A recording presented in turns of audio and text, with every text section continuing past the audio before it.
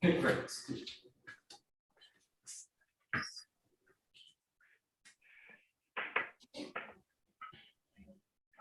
Okay, great. お願いします。お願いします。Great. Can you just loosen up a little bit?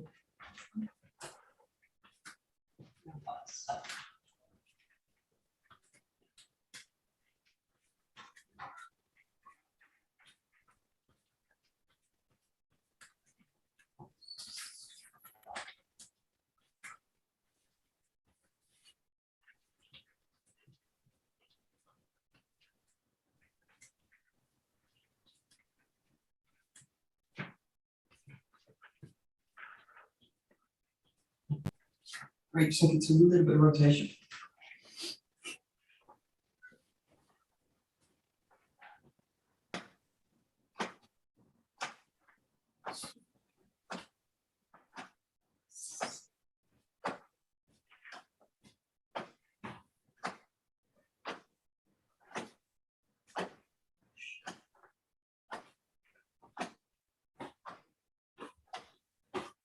Just rolling through the spine.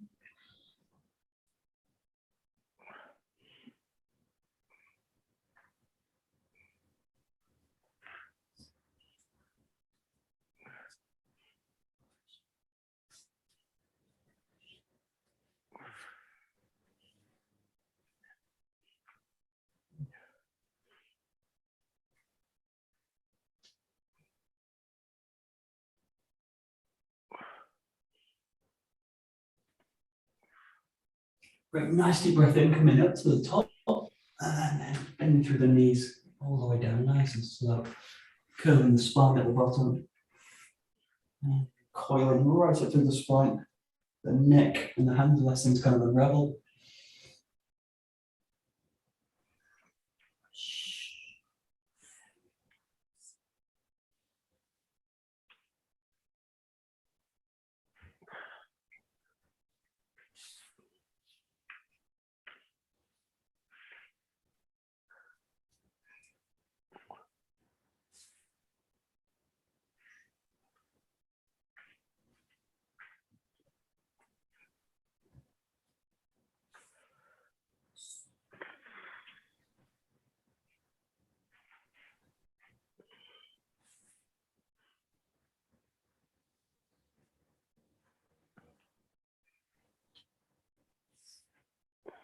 Okay, great, swing back to neutral, and then just reaching up, stretching over the sides.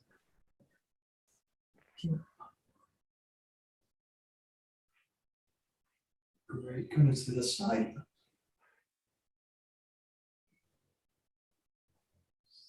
One more time on each side. Yes.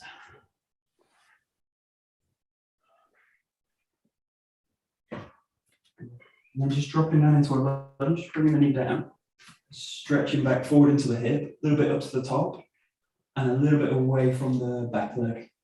This one.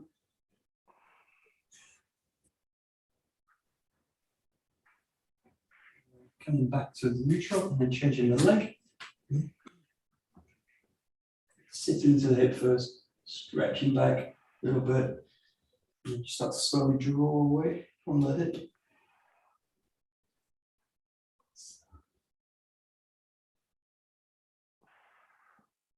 Great, and coming back. Just shake the legs out a little bit.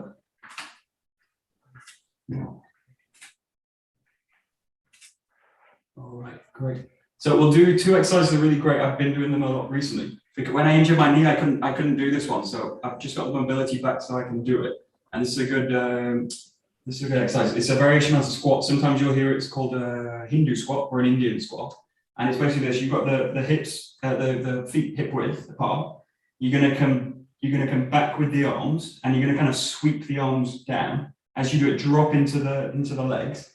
And in this one, you're gonna bring the heel off the ground. So I'll show a few times. You go like down, bring the heels up, sweep the hands up and back, and then you come back with the arms, sweep the hands, bring them out, and then come back. So just go down as far as comfortable. This one, allow the heels to come off the ground, so it's not like a kind of squat where I'm asking the heels to stick to the ground. But just get into a kind of position that kind of feels comfortable. The key thing is again, drop the hip, knee, toe, that kind of alignment stays. So we'll just do about 10 or so, and then we'll kind of go to the next one. So you just start with the arms back, drop in, bring the arms up, drop them back. So it's like a whole really full body exercise, but specifically kind of targeting the legs, lower body. If you can, try and do this with a breath through the nose. So you're kind of breathing in through the nose, out through the nose. Do about 10. So.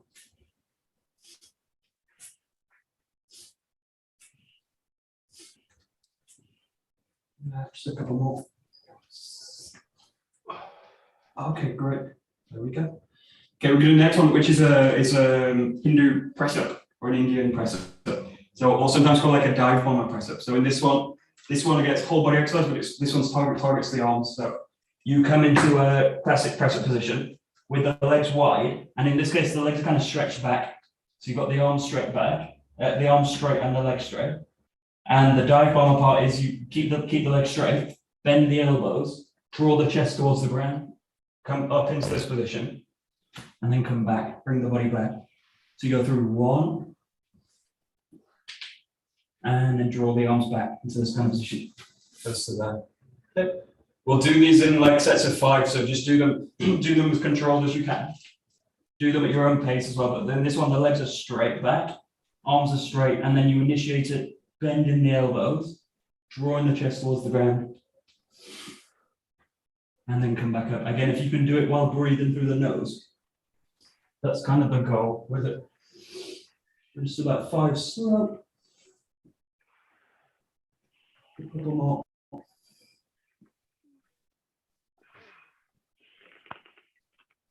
Just one more here. Whoosh. And then just coming back, just walk the hands and feet back together. Shake the lower body off a bit, upper body. Come back up, shake it out a little bit. And then we'll do another set of them. So we'll do 10 of the squats and 5 of the press ups. So it goes like this, just do them at your own pace. It goes like down, 1, 2, 3, 4, 5, 6, 7, 8, 9, and 10. And then coming down into the press. Bring the legs back, keep the legs straight all the way through. Goes down. 1, coming up. 2, coming up. 3, and then 4, and then up 5. And just holding it back again. Bring the feet back together with the hands. Loosen the upper body. A little bit. Roll up nice and slowly. Shake out the body a little bit. Here we go. Great. I usually do these in sets of 5 or something like that, but we'll just do 2 for now. So we're going to go do 2 a little bit more and work. So we'll go down to the ground. Let's come to here. We'll just go straight into some Kenny. So we'll just go into 50. Straight in. Really use the hands in this case. So you're going to go back. 1, 2, 3, 4, 5, 6, 7, 8, 9, 10, 11, 12, 13, 14, 15, 16, 17, 18, 19, 20, 21, 22, 23, 24, and halfway 25, 26, 27, 28, 29, 30, 31, 2, 3, 34, 35, 36, 37, 38, 39, 40, and last 10. 41, 2, 43,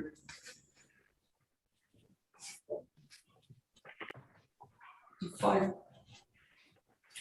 6, 7, 8, 9, and 10. That's all. Now just sit up with the body.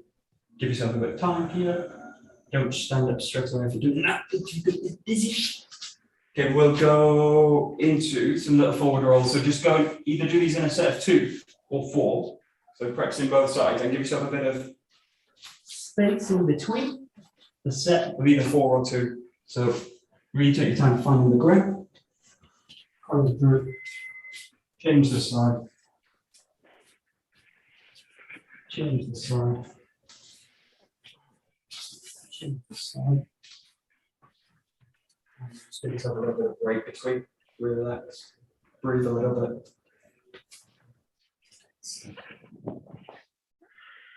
Good.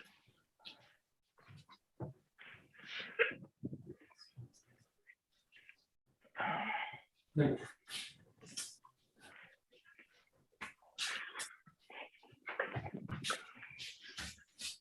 Push.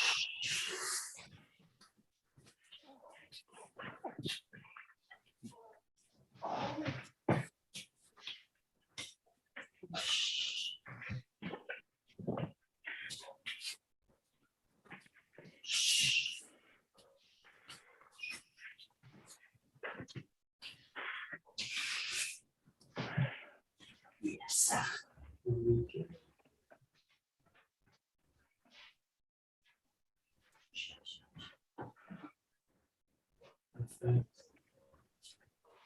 Great, and then we're going to some backwards. So you can start this either from the ground. I prefer usually start a little bit higher, just on the knee. Come into the shape with the arm, and then again, just do either 2 or 4. So you're practicing both sides.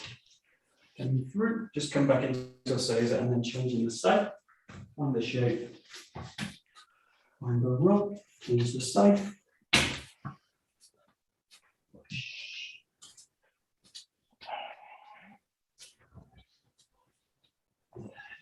Maybe some space in between. This way.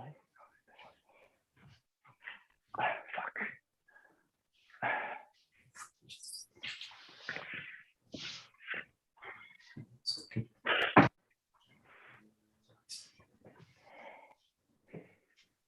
I can only do it on one side for some weird reason. Right. Yeah, everyone knows strong side and a weak side. Well, I suggest It's just so weird. You've got to train the weak side more than the strong side. I say train the strong side more. Get really confident with the stronger side. So if you know you can't do it on one side, forget it for now and just go to the strong side. Just train that side. It's mostly confidence. Later the body just kind of needs to find the shape. There you go. Let's see if we can.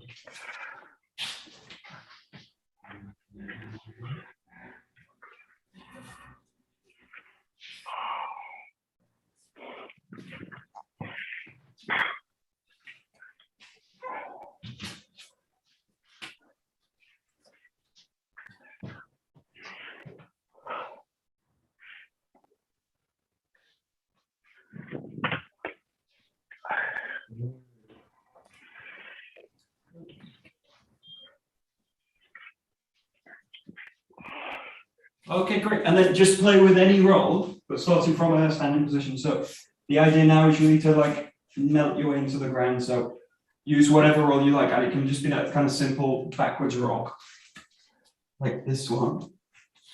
But just really feel you're kind of transitioning in and out of the ground, smooth as possible. So it's going to go into the ground. control. We're really looking to find the base again. So if you do this, think about really the base between the feet, trying to align the body to it.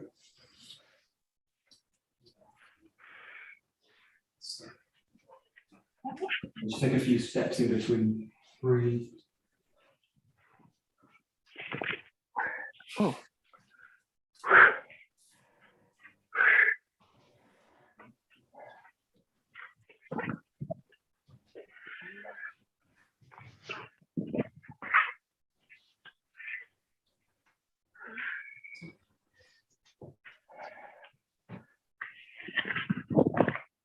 Nice.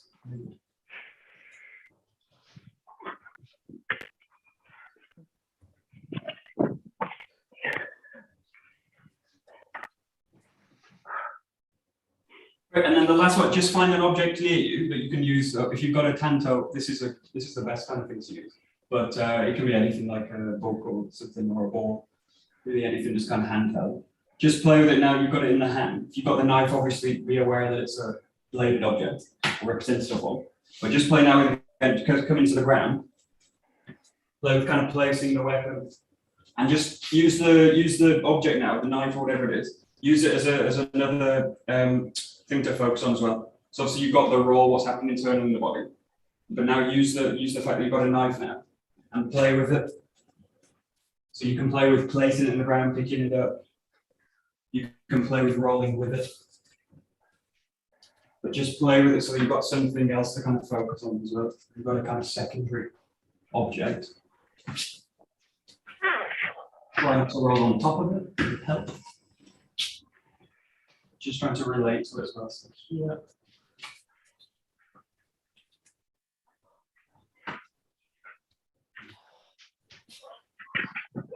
Oh, missed. Ow. Yeah, I see this.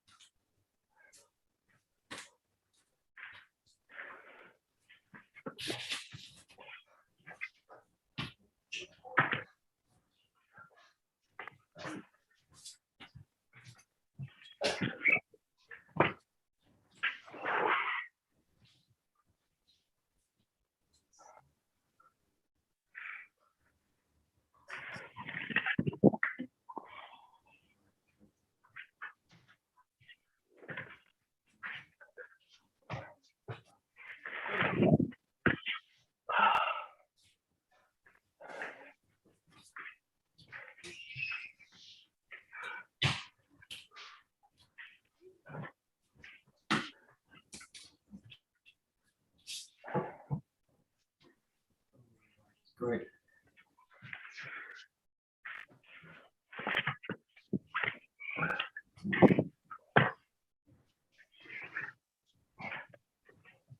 Perfect. Okay, take care, Joe. We will go to look at some rubric.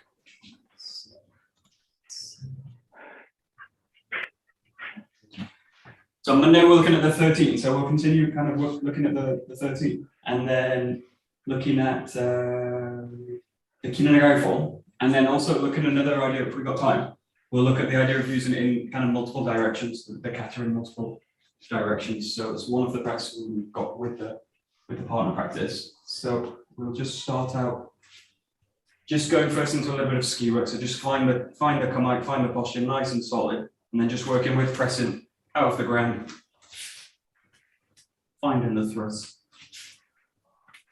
Nice basic form, work both sides.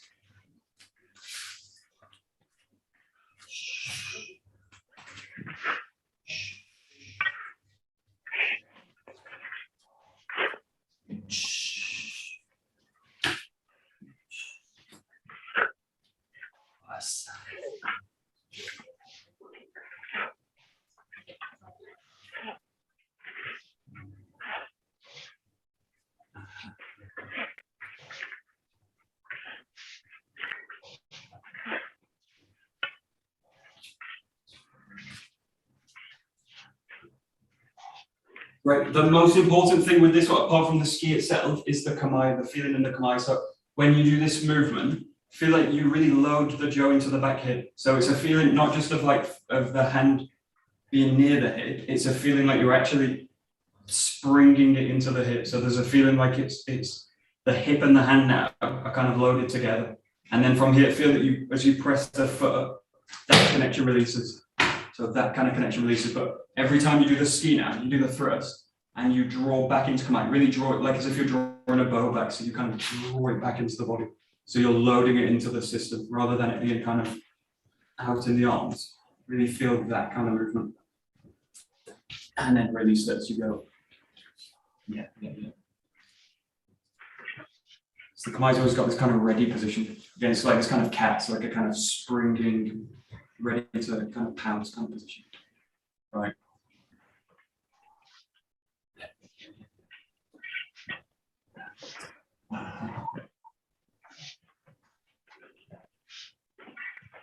Nice.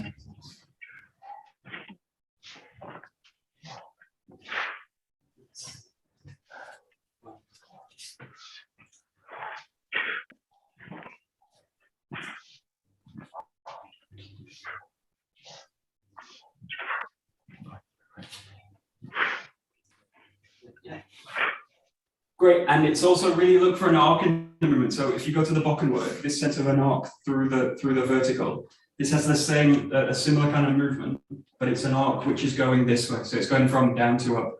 But really look for this. What you don't do in this case is like just jam the 𝒍 forwards in this kind of position. So the path of the 𝒍, it's going to go in an arc underneath. So the feeling in the case is that the 𝒍 is kind of rising with the movement. So normally in terms of the basic, we're doing like a mid-level, like a chudan. But feel that the 𝒍 is kind of coming from below. Wow. So you've got a kind of pendulum arc. So the bokken arc's like this way. The 𝒍 arc's like this way. Kind of side on, but it's rising. Yeah. And the front arm needs to facilitate it as well. So that's why the front arm's kind of loosening and feeding, the 𝒍's feeding through the hand. Otherwise that arc will kind of be blocked. Right. Yeah, that's it. Good. Yeah, perfect.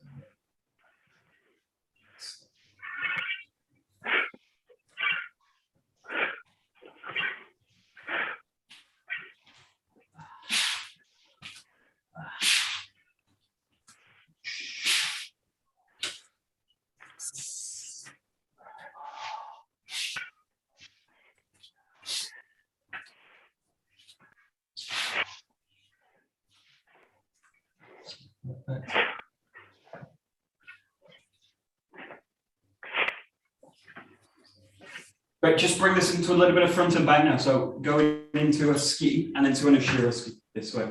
And then, oh, don't put yourself in the chin. Go to the back, then you go back, roll to the back. So as well as then practicing a different form, think that you're practicing a different energetic kind of movement as well. So you've got a forward motion and then you've got a movement right to the back. So it's very different kind of feeling for the body. Then pressing the whole body forward, finding the ground. Pressing the whole body back with the ground. That's it.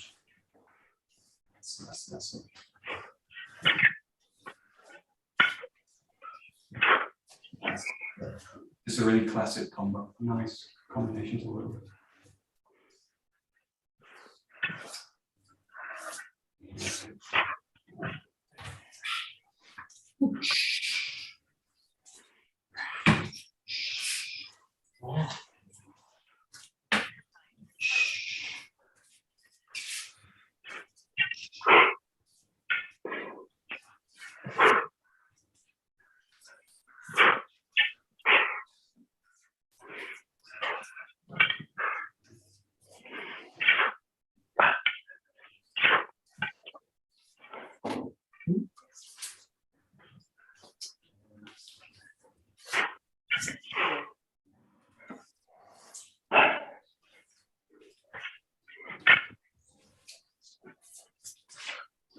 Very good.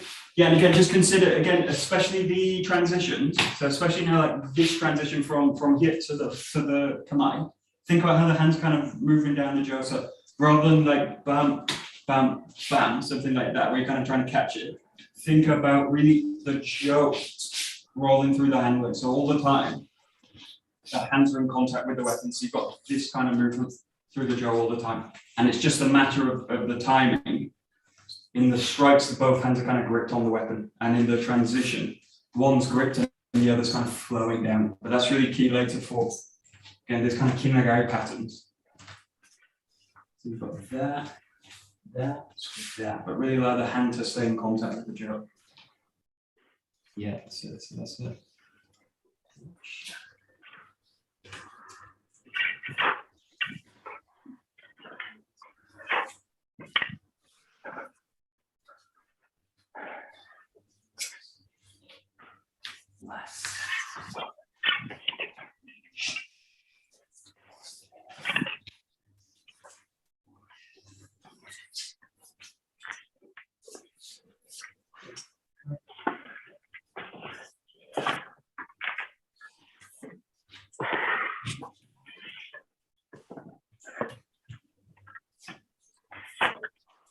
Okay, great. We'll take it to 13. So we'll just break it down into two sections. So we'll go up to 6 with the first set. So we're going to finish at the hasso and the strikes. So take it nice and slow. We'll go from the basic. So 1, 2. Give yourself like 2 seconds between each. 3, 4, 5, 6. Finishing at the strike.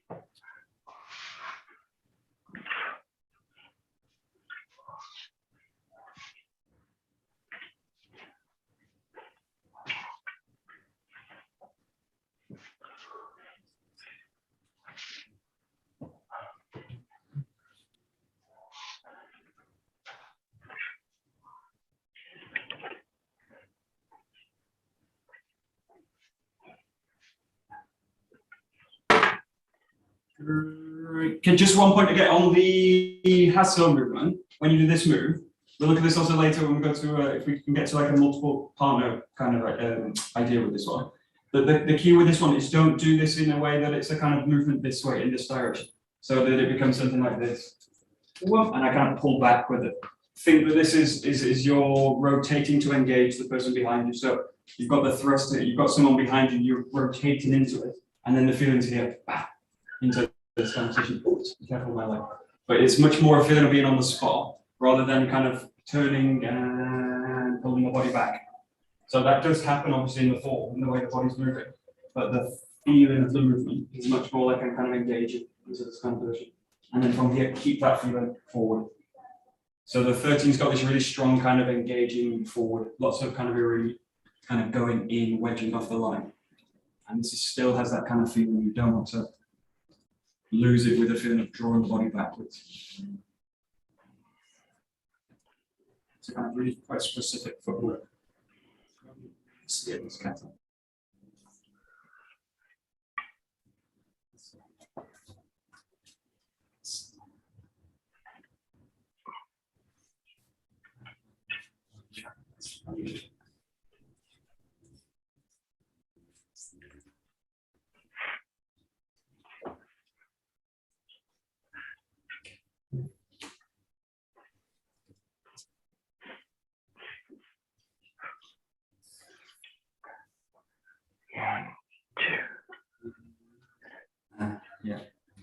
Okay, I show you the feet. So this again, it's like this is really think about compression patterns with this. Take the jaw away from it and just go into the feeling when you do this, especially now. Okay, you open this hip out. This is really to facilitate this hip being able to curl around. So if I don't open this foot up, this locks me out. So I'll basically cut into the hip and I'll go against the knee. So this is going to open out this, and then you find this foot in the ground. This foot stays really open this way. And what you're going to do is you're going to transition the weight of the body into the left foot. So it's going to transition the weight, and then I press this foot into the ground to roll the body back up. That's what's going to give you the weight. If you think about the basic hasso movement, the weight in the hasso comes from that leg and that. So that ground path is really where the weight's going to come from that rotation. But just play with it just in terms of the footwork as you go in. You're opening the hip out. This foot now, once I get the weight in, this foot's very flexible and then rolls in this way. So just play with it a little bit. Be really careful with the knees in this one. You don't want to crunch against them at all.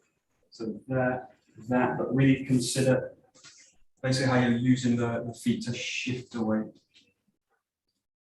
You're really flexible in the feet, which means you're mostly using the kind of ball of the feet, the ball of the foot. It's going to give you mobility. Yeah, that's.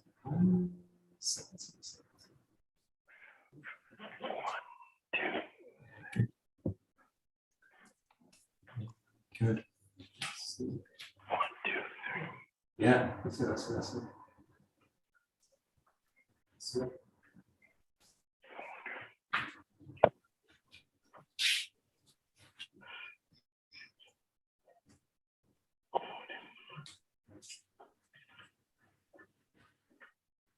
Right. Yeah, and then bring it back with the Joe. Just work on that hasso move. So if you want, play either going into the basic one or the basic pattern where you're just kind of rolling back with the body, coming into this position. So that key is again that shift in the hip, communicating that into the Joe, into the Joe, into the Joe, and then getting the weight shift in that front leg here. So the weight shifts this foot open, and then the weight shifts here, and then into this way. So again, it's going to function as a block. So you want a real sense of weight behind the Joe, weight transferring to the end of it, so that you can use it to take the other person off the line, or at least protect yourself as you go around. That's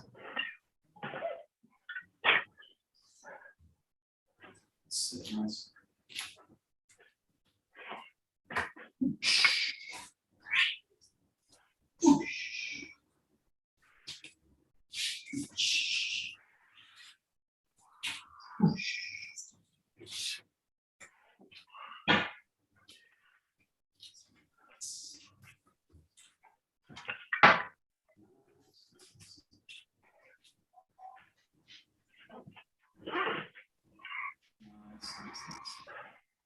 Okay, perfect. We'll go now into the second side of it. So starting with position 6, you're in the basically the striking position here.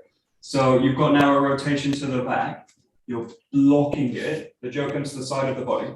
You're already in a kind of extension with the body. So again, you're kind of loading the body up to be able to perform the ski. So now you've got from 6, 7 to the back, 8 thrusting in, 9 drawing back into a get down position. And you've got this strange footwork also here. So coming in behind the weapon, thrusting in 10, 10, 12, 13, you see that? So it goes from 6, 7, block, 8, steep, 9 to the back, 10 coming through with the block, 11 with the thrust, 12 rolling back, 13, steep. The main kind of complex one is now that 10 and 11, 9, 10, 11, the kind of complex.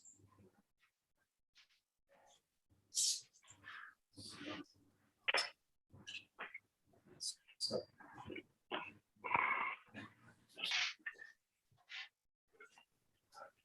Yeah.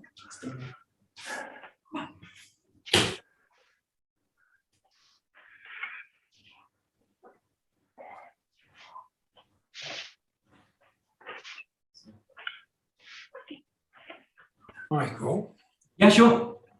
is it acceptable to parry here and step through into Yeah. You actually want it. So yeah, you want it right. You actually want this in the basic form. So you want in the and also in the kindergarten form. So you want first that parry to be here. Yeah. You want that to come through. So you want that, and then the body's kind of coming behind it. Yeah, but rather than going there and stepping in and then skiing, Yeah. but my strong inclination is to go there and then just come straight in with the Yeah. Right. I have the same inclination to do that. So I get no, you can't do it. This is for the so for the Kihon. So bang.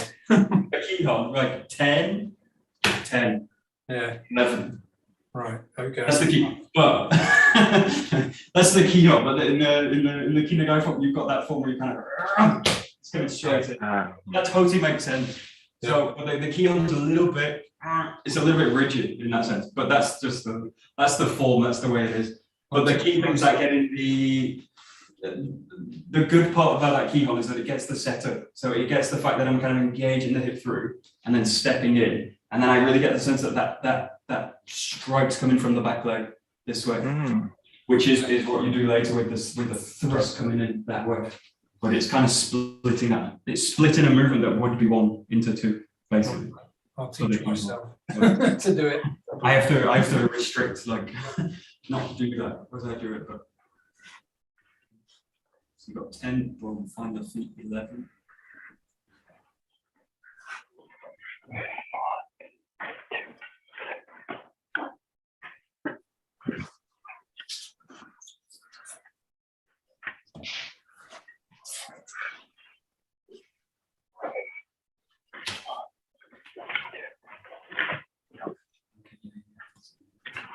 Yeah, for this one, in terms of the block, the function of it, I've got a really useful kind of sweat patch on the body. That's about where you've got the strike coming into the body in this form. So you've got the strike coming in into this kind of position. So what I need to do in this movement, it would be a little bit higher, actually about here.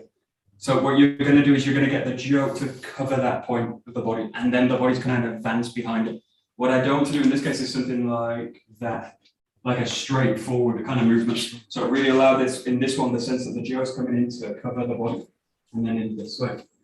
But the key thing is getting that sense of an angle on the joke, because I'm using the body and the joke to wedge behind it. In which case, I need to meet the straight strike in with a wedge Joe pattern. So, or wedge Joe angle with the joke. So that coming in, and then coming in with the thrust this way.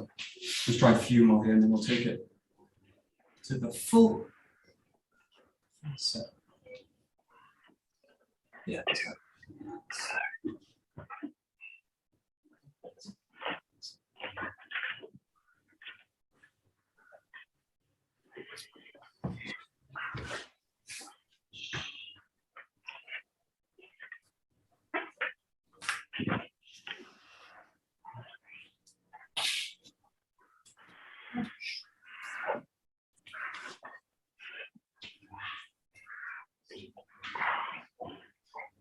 Okay, great. Just go through now from like 1 through 13, so there's the full thing. Really stick with the key concept, and again, give yourself a little space between. And the key thing is practice the sense of going from still and then move. Next step. Still, settle everything down. Next step. Really take your time with it. Find the middle. Find the ground. Press in. Find the middle. The posture. Find the ground. Next step. So we want to make the key as crystal clear as possible.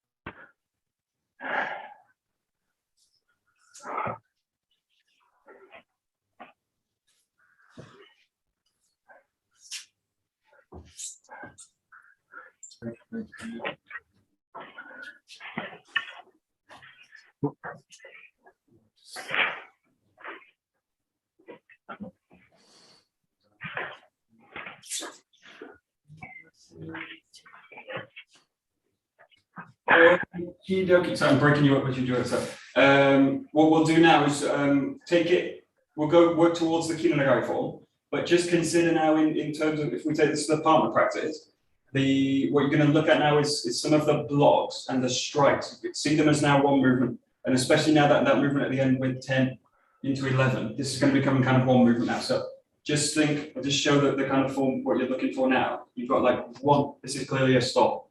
2, that's clearly a stop. Now think about 3 into 4, comes as one movement. The same now with the Hassa, 5 into 6. The same now here. This goes together, 1, 2, 3, back. And now here, this is the same, 1, 2. The same with the 12 and 13, 12, 13.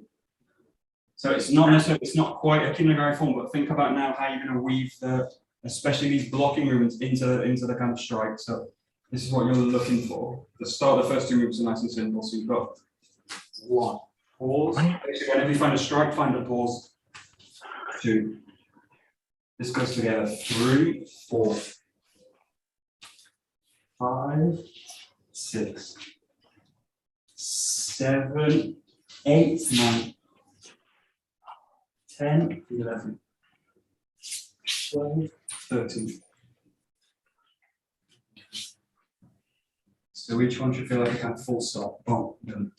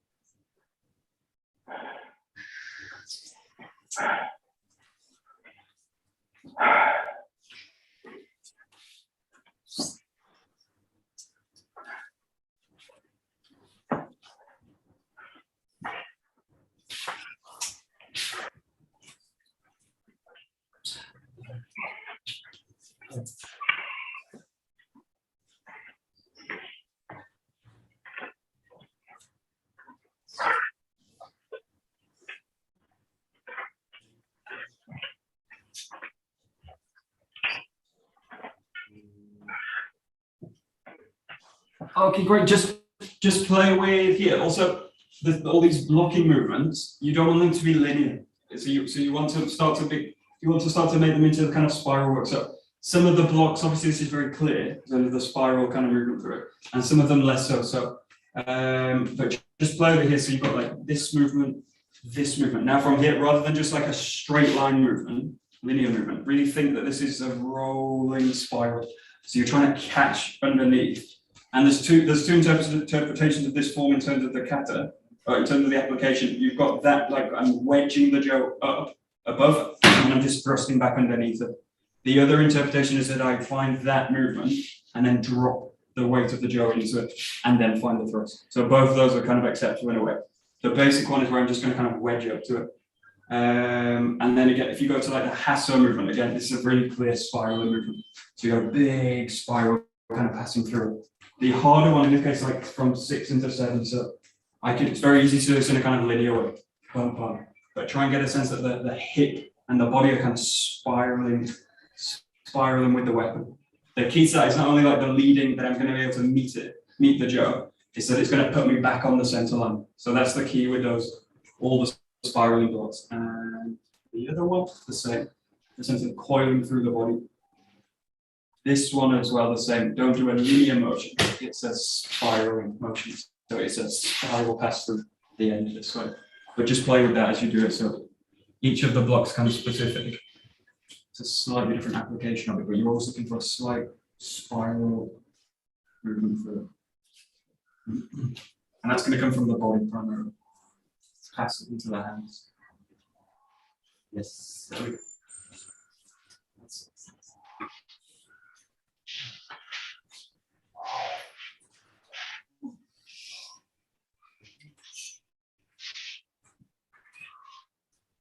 What?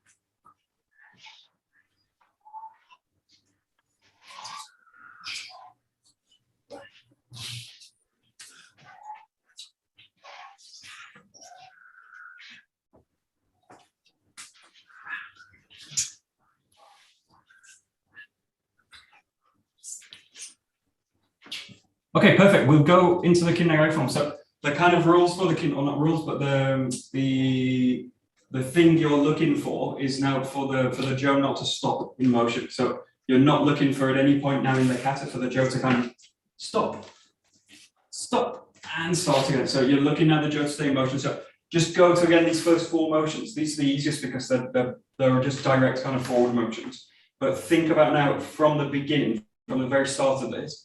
The jo's now going to stay constantly in motion until you get to 4. So just use this as a kind of very small section of it, but just working on that quality. So it's really the key's going to change is how I'm relating to the jo with the ground. So the footwork now super flexible. You can do this super slow. So it's not about Kinnagai is not about speed. It's about letting the movement flow through the body. So it's not speed based, it's about kind of coordination and timing. So. Let's give this one.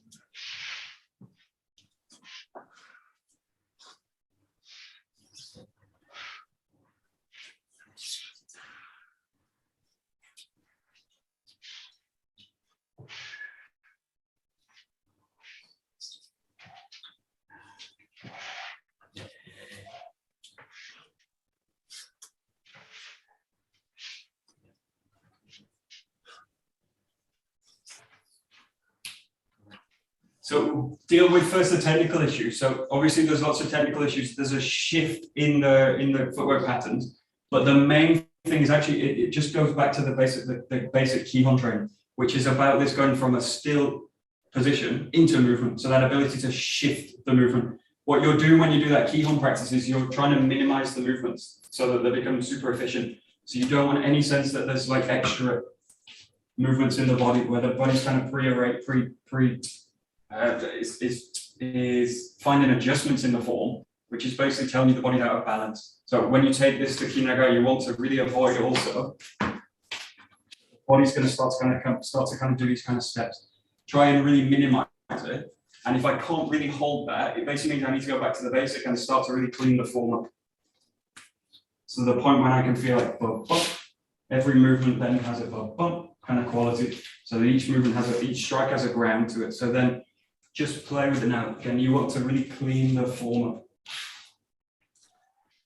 And you don't want to block those adjustments in the feet. You want to get to the point where you don't need them. So you don't want to, the body doesn't need to make the adjustments rather than kind of blocking them from happening. Yeah, so that starts with like a clean basic. The cleaner the basic is, the easier this transition is.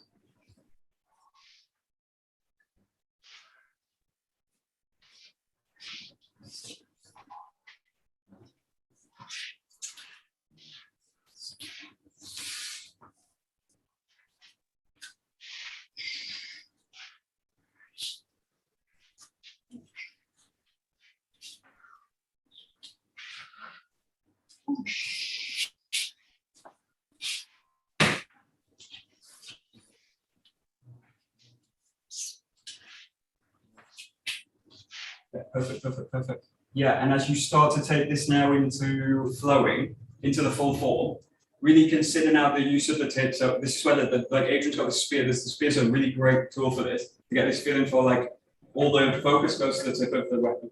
So all of the movements in this case, apart from the one switch, which is in the 5 and 6, feel that you're really connecting the body to the tip of the jug. So this is like this Japanese word, it's like ishin. The whole body's concentrated to the tip. So you're basically looking for, again, the feeling that you can pass all these movements right to the tip of the weapon. So you've got this kind of feeling. So just try and play with some of it. Also, don't feel the need to do the whole set of the kata. Choose kind of sections of it, work with them, play with them, and just explore those kind of movement patterns. But really, the feeling is to get everything right to the tip of the weapon. So the tip. So you're really practicing a kind of really full kind of concentration out. So you want a strong, powerful movement, as well as a kind of fluid, flowing movement. That's the kind of balance you're looking for. So like powerfully extended, but really grounded and mobile.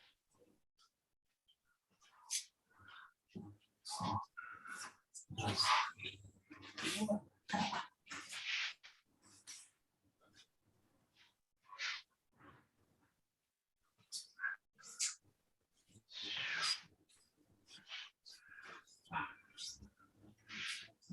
Nice.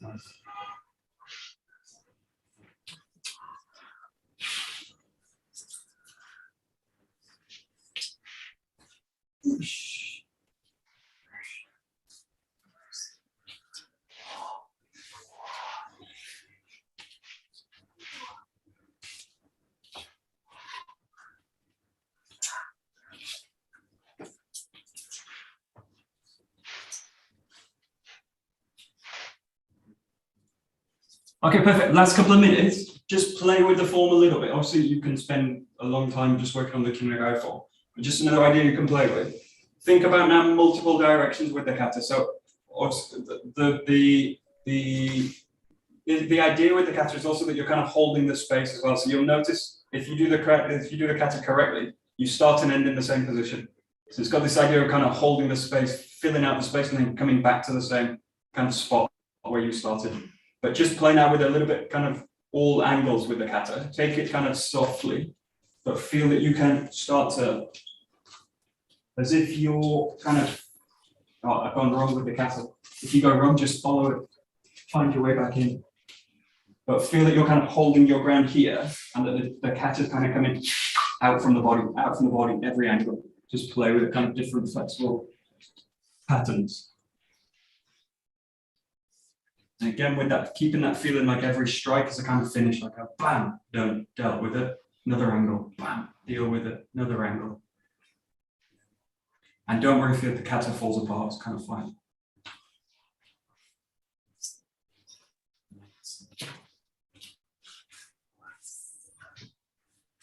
Whoosh. Whoosh.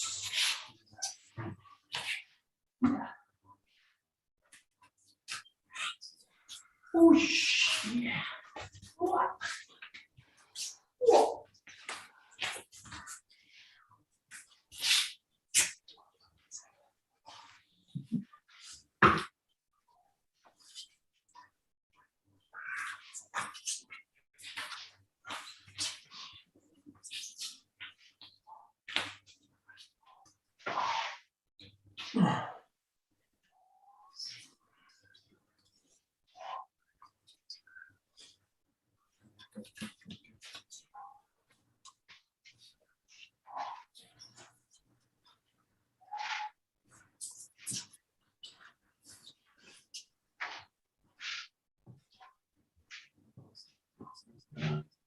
Great. So the main thing with this also with this kind of practice is also keep in mind there's also a misconception with the kata practice, like these long kata practices.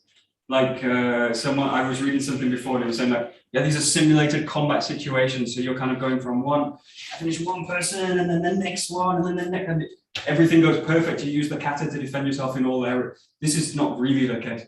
So think of the kata practice like it's just a lengthier way, and it's basically to stretch out your concentration, stretch out the ability to maintain balance, stretch out the ability to maintain the ground structure, all those kind of points, and do it over a lengthy period. So obviously the 31's a longer set, the 13's a shorter set, but it's got slightly more complex movements. So just play that last few again, just play with just rolling through it, but just see each point as again, you want to kind of sustain the feeling through it.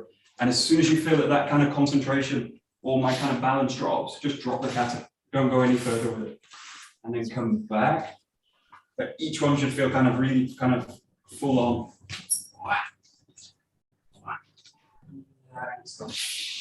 Be really sensitive to that point when you're especially concentration drops.